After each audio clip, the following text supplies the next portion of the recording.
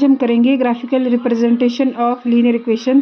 Standard form of linear equation की क्या होती है? A x plus b is equal to e zero where a is not is equal to zero. तो हम एक equation लेते हैं, p of x is equal to 5x minus 8। हाँ जी, ठीक है। ये लेने के बाद हम इसे सॉल्व करेंगे। इसे हम y पुट करेंगे, y x माइनस 8। अब हम एक बॉक्स बना देते हैं, x और y। हम x की वैल्यू पुट करेंगे तो हमें y प्राप्त होगा। x की वैल्यू मैं 0 पुट करती हूँ, 0, तो मुझे y मिलता है कितना? -8।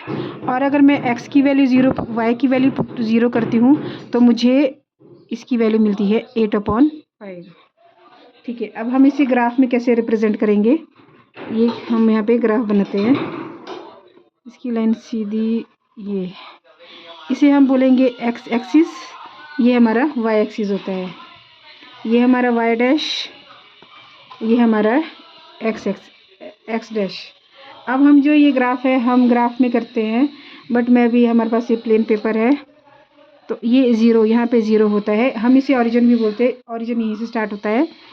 हम इसे इक्वल पार्ट्स में डिवाइड करते हैं, 1 2 3 4 5 6 7।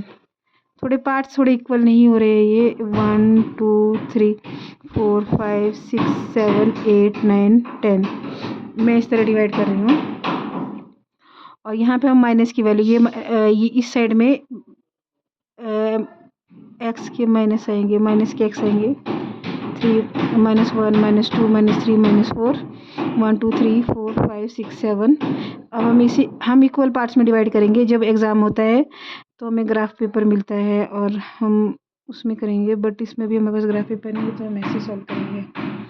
ठीक है। ये हमारा y एक्सिस, ये x एक्सिस, ये हमारा हो गया x डैश, और ये हमारा y डैश। यहाँ पे हम y की नेगेटिव वैल्यूज़ लेंगे, y 6 7 माइनस के 8 कुछ ऐसा है, लेकिन सो ऑन।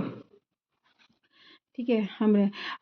हम इस टेबल को देखेंगे, 0 है तो 8 है, 0 यहाँ पे है तो 8 हमारा x एक्सिस पे 0 है ये। ठीक है, यहाँ 0, x की वैल्यू हमारे पास 0 है, तो यहाँ पे 8 यहाँ कहीं आ रहा है, ये मैं रेड पेन से करती हूँ, ये 8 हमारा यहाँ आ गया, ये 8, मैं इसको बड़ा ही कर देती हूँ। ठीक है। और एक हमारी दूसरी वैल्यू है 8, 0 रखा हमने जब हमारे पास y 0 था, तो फिर x की वैल्यू 8.5 थी। 8.5 कैसे शो करें? तो हम इसे सिंप्लीफाई करेंगे, 5 1 1 0.5 6 30। ठीक है। इसकी वैल्यू आई 1.6। अब 1.6 यहाँ कहीं लाई करेगा, ये वाला ये थोड़ा सा, ये 1 और 2 के बीच में आएगा, तो हमारा 1 पॉइंट यहाँ आएगा इधर में, ये मैं इसको गोल गोल कर देती हूँ। ठीक है। अब हम इसे जोड़ेंगे,